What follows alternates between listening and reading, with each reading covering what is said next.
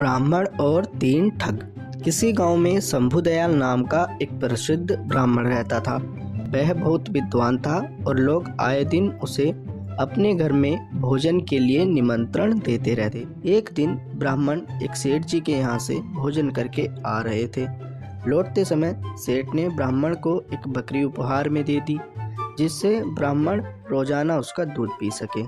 ब्राह्मण बकरी को कंधे पर रखकर घर की ओर जा रहा था। रास्ते में तीन ठगों ने ब्राह्मण और उसकी बकरी को देख लिया और ब्राह्मण को लूटने का षड्यंत्र रचा। वे ठग थोड़ी थोड़ी दूरी पर जाकर खड़े हो गए। जैसे ही ब्राह्मण पहले ठग के पास से गुजरा तो ठग जोर जोर से हंसने लगा। ब्राह्मण ने इसका कारण पूछा तो ठग ने कहा, महाराज, मैं पहली बार देख रहा हूँ कि एक ब्राह्मण देवता अपने कंधे के ऊपर गधे को लेकर जा रहे हैं। ब्राह्मण को उसकी बात सुनकर गुस्सा आ गया और ठग को भला बुरा कहते हुए आगे बढ़ गया। थोड़ी ही दूरी पर ब्राह्मण को दूसरा ठग मिला। ठग ने गंभीर स्वर में पूछा, हे ब्राह्मण, क्या इस गधे के पैर में चोट लगी है जो आप इसे अपने कंधे पर रखकर ले जा रहे हैं? ब्राह्मण उसकी बात सुनकर सोच में पड़ गया और ठग से कहा, तुम्हें दिखाई नहीं देता कि ये बकरी है, गधा नहीं? ठग ने कहा, महाराज, शायद आपको किसी ने बेवकूफ़ बना दिया है बकरी की जगह गधा देकर।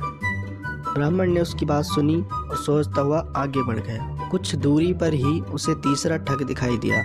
तीसरे ठग ने ब्राह्मण को देखते ही कहा, महाराज, आप क्यों इतनी तकलीफ उठा रहे हैं? आप कहें तो मैं इसे आपके घर तक छोड़ देता हूँ। मुझे आपका आशीर्वाद और पुण्य दोनों मिल जाएंगे। ठग की बात सुनकर ब्राह्मण खुश हो गया और बकरी को उसके कंधे पर रख दिया। थोड़ी दूर जाने पर तीसरे ठग ने पूछा, महाराज, आप इस गधे को कहाँ से लेकर आ रहे हैं? ब्राह्मण ने उसकी बात सुनी और कहा, भले मानस, यह गधा नहीं बकरी है। ठग ने जोर देकर कहा, हे ब्राह्मण देवता, लगता है किसी ने आपके साथ छल किया है और यह गधा दे दिया। ब्राह्मण ने सोचा कि रास्ते में जो भी मिल रहा है बस एक ही बात कह रहा है। तब उसने ठग से कहा, एक काम करो, यह गधा मैं तुम्हें दान करता हूँ, तुम ही इसे रख लो। ठग बकरी को लेकर अपने साथियों के पास आ गया।